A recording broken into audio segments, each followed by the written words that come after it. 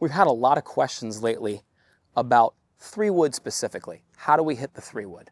And I want to take this time today. This is your channel. It's Porzak Golf YouTube, but it's your channel, so we're here for you. We want to make sure that you guys get all your questions answered. Now, 3-wood specifically. I've always said you set up more like you're hitting a driver, like you're hitting a wood. You're hitting it with the intent like you're hitting an iron. So what does that mean? We're setting up with a little bit wider stance, with the ball position forward. We'll talk about that specifically. That's going to help get our trajectory. But here's the mistake that people make. Mike and I talk about this all the time. People are trying to help this golf ball up in the air as opposed to hitting down on it. This club has 15 degrees on it that I have in my hand right here, this 3-wood, okay? And if I get stuck hitting up on it, think about it. That ball's sitting here. You have no margin for error.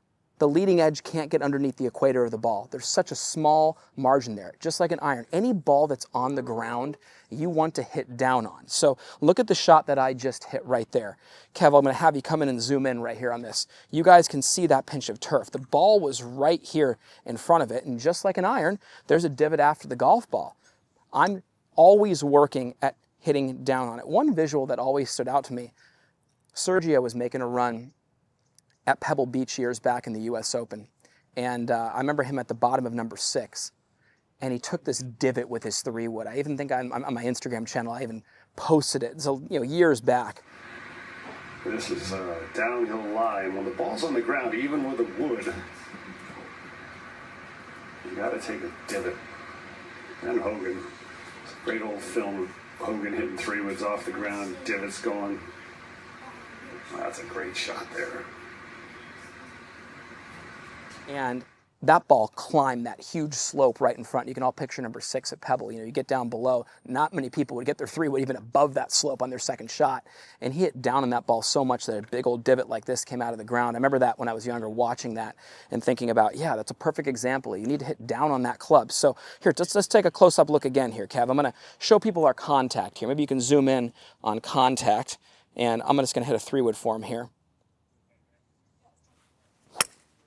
There's a good example right there, and that was struck perfectly right there. That ball, you guys, really reached a great peak height right there. For me, 3-wood flies about 255 stock. If I really hit it hard, I can get it out there, 265, 270, which is good for me. But you guys can see the pinch of turf that I took right there, and that was a great trajectory, okay? But let's walk through the setup a little bit. Much like a driver, the insides of the feet are aligning with the outsides of my shoulders. This is the top of my pendulum, and ball position ranges from the center of my body to my lead shoulder with a driver. I might not go all the way up to where the driver would be, but I'm pretty close, and I'm playing it pretty much right off my armpit right here. Okay, so that's going to be maybe just inside my left heel, my lead heel. Now, with that being said, the set position, we've talked about this quite a bit. People always ask, is it the same as an iron? Well, let's talk about that. If we're hitting a wedge, narrower stance, ball more underneath the top of the pendulum. So V-shaped swing with a narrower stance, U-shaped swing, the wider our stance gets. Well, think about it. If I'm narrower, the set position's happening right here. So the wedge feels like it's more abrupt. Now, if I get a wider stance, my hands are up here, the ball's forward, I have a longer distance to go to get to that position. I'm going to gradually be hinging the club. I'm still hitting the same position. It's the same swing. I'm just taking a little bit longer in my takeaway for that set position to develop. I think that's the best way to say that. But here's the thing. The mindset when I'm hitting this golf ball is to hit down on it. And when I hit it my best and catch it more up in the middle of the face like that last one, I am getting down into the golf ball. So many people top this golf shot or just don't get it airborne at all. And it comes from them hitting too up on it, if anything. And you know what that causes? Watch this. If I bring this golf ball in right here, and you're trying to hit too up on this, the problem is the low point ends up getting further back here. You could chunk that, or miss the ground and go right up into the equator of the golf ball, and that ends up being the thin one off the bottom of the face that so many people hit and they blade it. Also, I see a lot of people hitting these longer clubs far to the right. Why? Well, when you come out of it and try to help it up, you're not continuously rotating around your lead side, so that doesn't help square up the club face and leaves that face open and out to the right as well. So my big tip with a 3-wood, set up like you're hitting a wood, hit it with the intent like you're hitting an iron. So let's go through it. Here we are again. Kev, I'm going to get you right there face on. There's the wider stance. Ball position just on the inside of the heel. So not as far up as a driver, but Still pretty far up there. Okay, here we go. Gonna let that backswing develop. I'm gonna try to hit down on it. Yeah, that was absolutely perfect right there. And you guys can see the pinch of turf past the golf ball, contact up in the center of the face, really good ball flight. So, you know, to me, understanding the setup, understanding the mindset in your golf swing.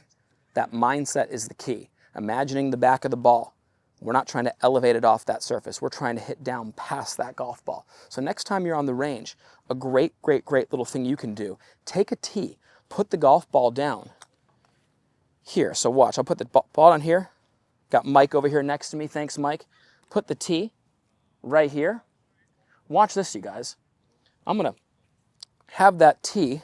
That's a good, 3-4 inches ahead of the golf ball there. Now watch, my goal is to break that tee out of the ground. One better than the next, let me tell you. And look at that, guys. See this? Got some turf past the ball, and you can see that tee leaning forward. And I think I broke it. Yes, I did break that tee. So that was good visual right there. But that drill will help you with your contact, will help you with the new mindset that you need to take into hitting a 3-wood better than you ever have.